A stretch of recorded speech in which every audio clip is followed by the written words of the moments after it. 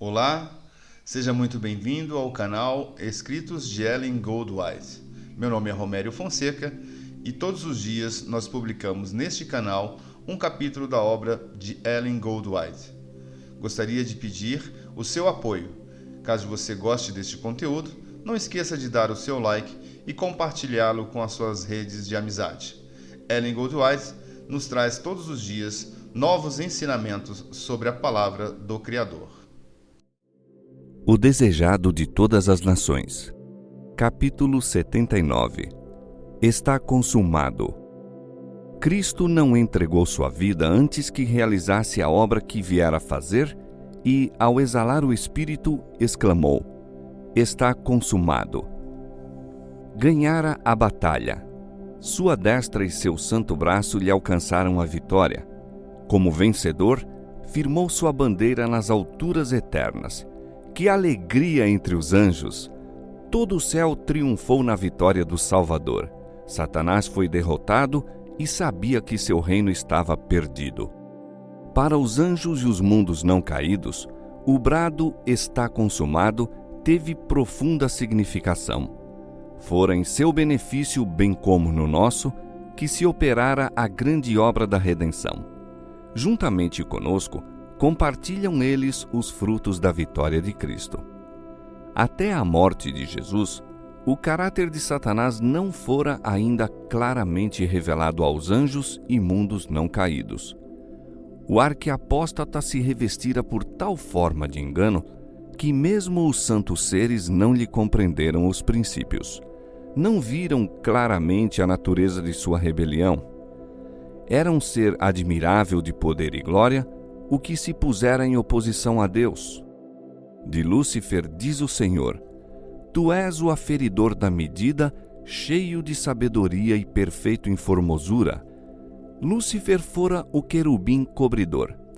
Estivera à luz da presença divina, fora o mais elevado de todos os seres criados e o primeiro em revelar ao universo os desígnios divinos. Depois de pecar, seu poder de enganar tornou-se consumado e mais difícil o descobrir-lhe o caráter em virtude da exaltada posição que mantivera junto do Pai. Deus poderia haver destruído Satanás e seus adeptos tão facilmente como se pode atirar um seixo à terra. Assim não fez, porém. A rebelião não seria vencida pela força. Poder compulsor só se encontra sob o governo de Satanás. Os princípios do Senhor não são dessa ordem. Sua autoridade baseia-se na bondade, na misericórdia e no amor. E a apresentação desses princípios é o meio a ser empregado.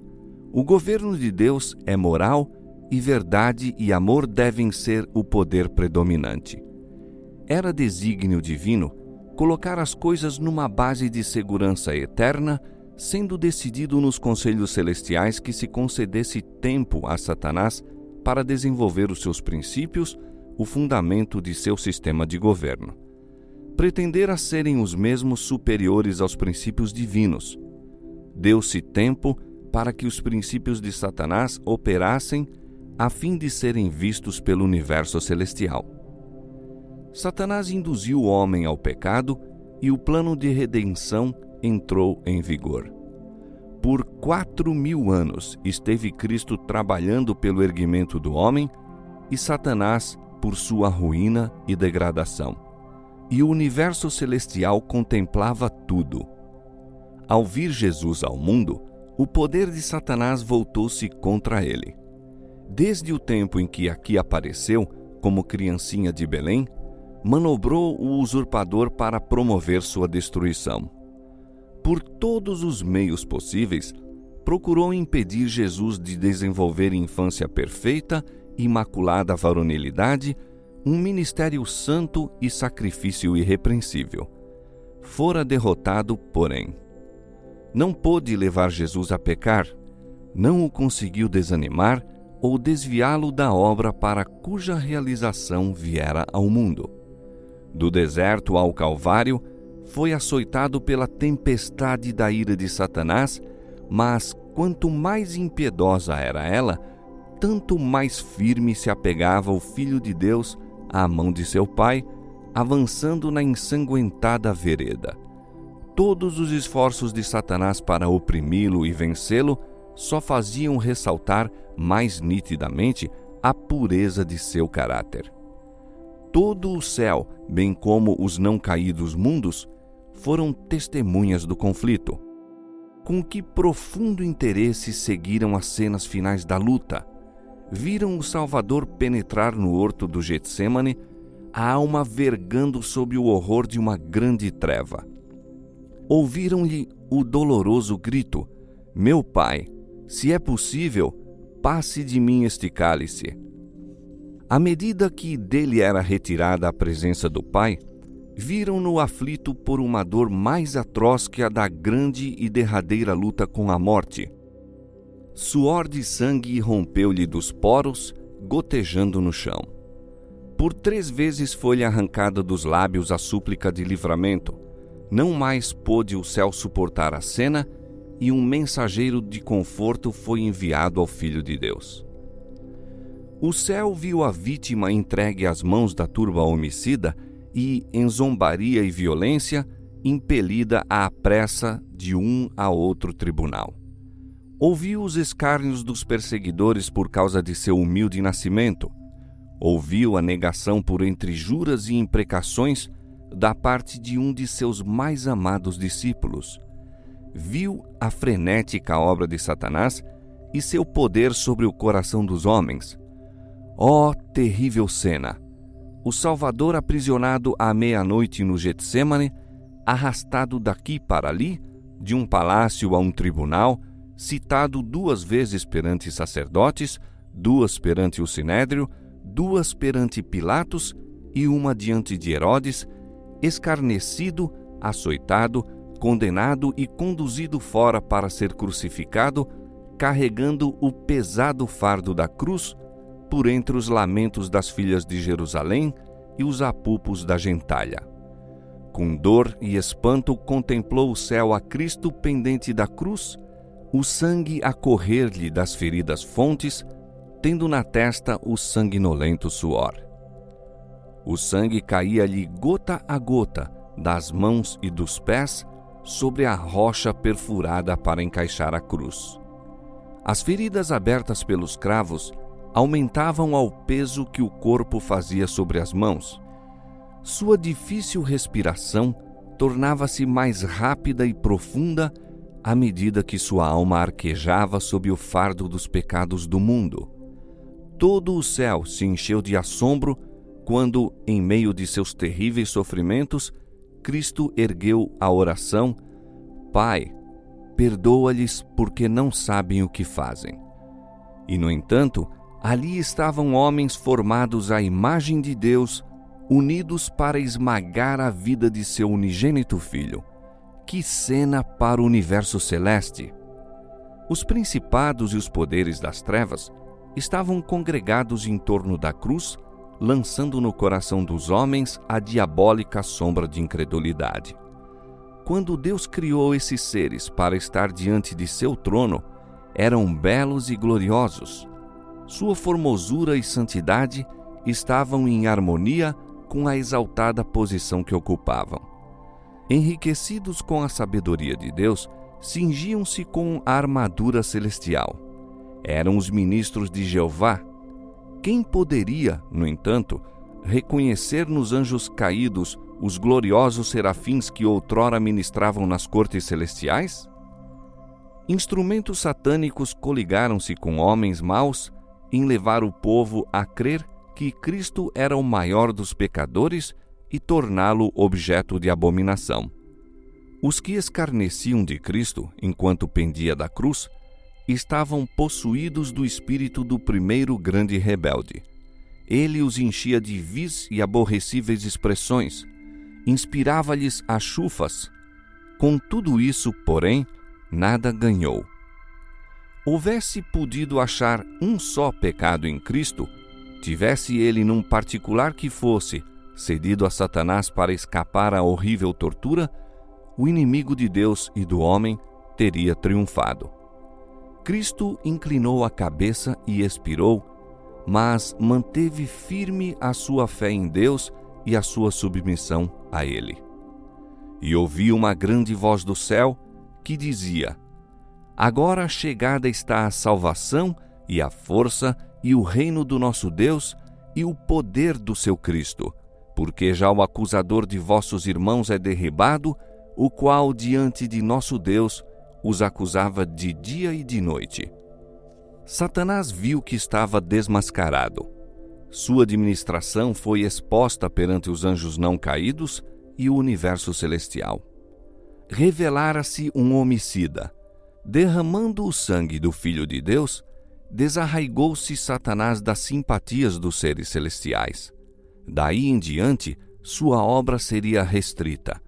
Qualquer que fosse a atitude que tomasse, não mais podia esperar os anjos ao virem das cortes celestiais, nem perante eles acusar os irmãos de Cristo de terem vestes de trevas e contaminação de pecado. Estavam rotos os derradeiros laços de simpatia entre Satanás e o mundo celestial. Todavia, Satanás não foi então destruído. Os anjos não perceberam, nem mesmo aí, tudo quanto se achava envolvido no grande conflito. Os princípios em jogo deviam ser mais plenamente revelados, e por amor do homem devia continuar a existência de Satanás. O homem, bem como os anjos, devia ver o contraste entre o príncipe da luz e o das trevas. Cumpria-lhes escolher a quem servir. No início do grande conflito, declarara Satanás que a lei divina não podia ser obedecida, que a justiça era incompatível com a misericórdia e que, fosse a lei violada, impossível seria ao pecador ser perdoado. Cada pecado devia receber seu castigo, argumentava Satanás. E se Deus abrandasse o castigo do pecado, não seria um Deus de verdade e justiça. Quando o homem violou a lei divina e lhe desprezou a vontade, Satanás exultou. Estava provado, declarou, que a lei não podia ser obedecida. O homem não podia ser perdoado. Por haver sido banido do céu, depois da rebelião, pretendia que a raça humana devesse ser para sempre excluída do favor divino. O Senhor não podia ser justo, argumentava, e ainda mostrar misericórdia ao pecador. Mas, mesmo como pecador, achava-se o homem, para com Deus, em posição diversa da de Satanás. Lúcifer pecara no céu em face da glória divina. A ele, como a nenhum outro ser criado, se revelou o amor de Deus. Compreendendo o caráter do Senhor, conhecendo-lhe a bondade, preferiu Satanás seguir sua própria vontade independente e egoísta. Essa escolha foi decisiva. Nada mais havia que Deus pudesse fazer para o salvar. O homem, porém, foi enganado. Obscureceu-lhe o espírito pelo sofisma de Satanás. A altura e a profundidade do amor divino não as conhecia o homem. Para ele, havia esperança no conhecimento do amor de Deus. Contemplando-lhe o caráter, podia ser novamente atraído para ele. Por meio de Jesus, foi a misericórdia divina manifesta aos homens. A misericórdia, no entanto, não pôs de parte a justiça. A lei revela os atributos do caráter de Deus e nem um jota ou tio da mesma se podia mudar para ir ao encontro do homem em seu estado caído. Deus não mudou sua lei, mas sacrificou-se a si mesmo em Cristo para a redenção do homem. Deus estava em Cristo reconciliando consigo o mundo. A lei requer justiça, vida justa, caráter perfeito, e isso não tem o homem para dar. Não pode satisfazer as reivindicações da santa lei divina, mas Cristo, vindo à terra como homem, viveu vida santa e desenvolveu caráter perfeito. Estes oferece ele como dom gratuito a todos quantos o queiram receber. sua vida substitui a dos homens. Assim, obtém remissão de pecados passados mediante a paciência de Deus. Mais que isso, Cristo lhes comunica os atributos divinos. Forma o caráter humano segundo a semelhança do caráter de Deus, uma esplêndida estrutura de força e beleza espirituais. Assim, a própria justiça da lei se cumpre no crente em Cristo. Deus pode ser justo e justificador daquele que tem fé em Jesus. O amor de Deus tem se expressado tanto em sua justiça como em sua misericórdia. A justiça é o fundamento de seu trono e o fruto de seu amor. Era o desígnio de Satanás divorciar a misericórdia da verdade e da justiça. Buscou provar que a justiça da lei divina é um inimigo da paz. Mas Cristo mostrou que no plano divino elas estão indissoluvelmente unidas. Uma não pode existir sem a outra. A misericórdia e a verdade se encontraram, a justiça e a paz se beijaram. Por sua vida e morte, provou Jesus que a justiça divina não destrói a misericórdia, mas que o pecado pode ser perdoado e que a lei é justa, sendo possível obedecer-lhe perfeitamente. As acusações de Satanás foram refutadas. Deus dera ao homem inequívoca prova de amor. Outro engano devia ser então apresentado. Satanás declarou que a misericórdia destruía a justiça, que a morte de Cristo abrogava a lei do Pai. Fosse possível ser a lei mudada ou abrogada, então não era necessário Cristo ter morrido. Abrogar a lei, porém, seria imortalizar a transgressão e colocar o mundo sob o domínio de Satanás. Foi porque a lei é imutável, porque o homem só se pode salvar mediante a obediência a seus preceitos, que Jesus foi erguido na cruz. Todavia, os próprios meios por que Cristo estabeleceu a lei foram apresentados por Satanás como destruindo-a. A esse respeito sobrevirá o derradeiro conflito da grande luta entre Cristo e Satanás. O ser defeituosa a lei pronunciada pela própria voz divina, o haverem sido certas especificações postas à margem, eis a pretensão apresentada agora por Satanás. É o último grande engano que ele há de trazer sobre o mundo. Não necessita atacar toda a lei. Se pode levar os homens a desrespeitar um só preceito, está conseguido seu objetivo. Pois qualquer que guardar toda a lei e tropeçar em um só ponto, tornou-se culpado de todos. Consentindo em transgredir um preceito, são os homens colocados sob o poder de Satanás. Substituindo a lei divina pela humana, procurará Satanás dominar o mundo. Essa obra é predita em profecia. Acerca do grande poder apóstata que é representante de Satanás, acha-se declarado: proferirá palavras contra o Altíssimo e destruirá os santos do Altíssimo e cuidará em mudar os tempos e a lei, e eles serão entregues na sua mão.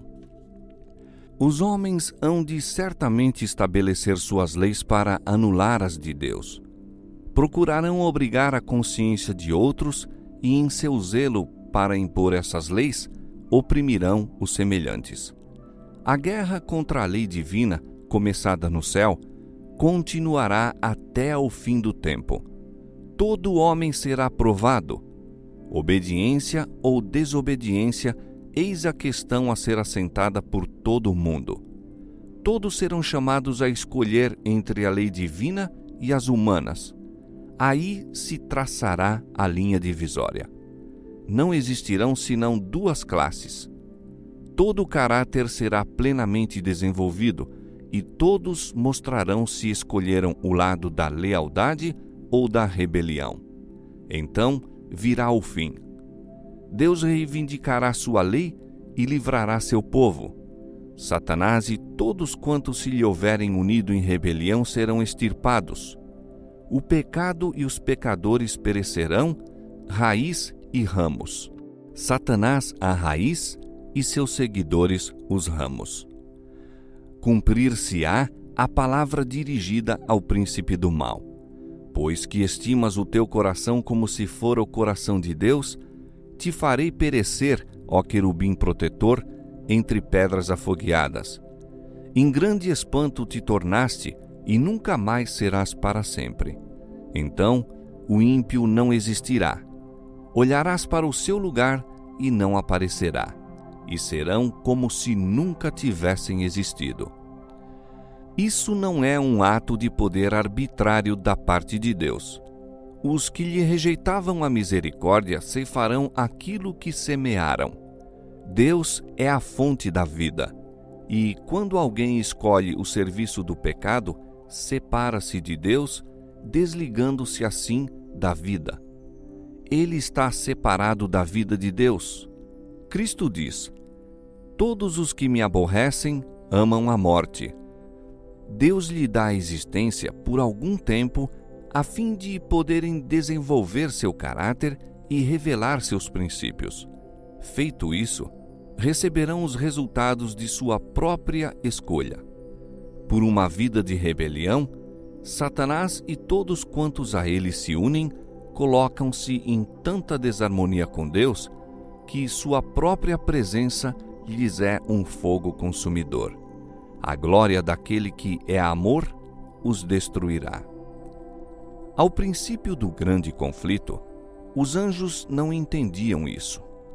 Houvesse sido deixado que Satanás e seus anjos colhessem os plenos frutos de seu pecado, e teriam perecido. Mas não se patentearia aos seres celestiais ser isso o inevitável resultado do pecado. Uma dúvida acerca da bondade divina haveria permanecido em seu espírito, qual ruim semente, para produzir seu mortal fruto de pecado e miséria. Não será, porém, assim, ao findar o grande conflito. Então, havendo-se completado o plano da redenção, o caráter de Deus é revelado a todos os seres inteligentes. Os preceitos de sua lei são vistos como perfeitos e imutáveis. Então, o pecado terá patenteado sua natureza, Satanás o seu caráter. Então o extermínio do pecado reivindicará o amor de Deus e estabelecerá sua honra perante um universo de seres que se deleitam em fazer sua vontade e em cujo coração está a sua lei. Bem podiam, pois, os anjos se regozijar ao contemplarem a cruz do Salvador, pois, embora não compreendessem ainda tudo, sabiam que a destruição do pecado e de Satanás fora para sempre assegurada, que a redenção do homem era certa e que o universo estava para sempre a salvo. O próprio Cristo compreendeu plenamente os resultados do sacrifício feito no Calvário. A tudo isto olhava ele quando exclamou na cruz: "Está consumado".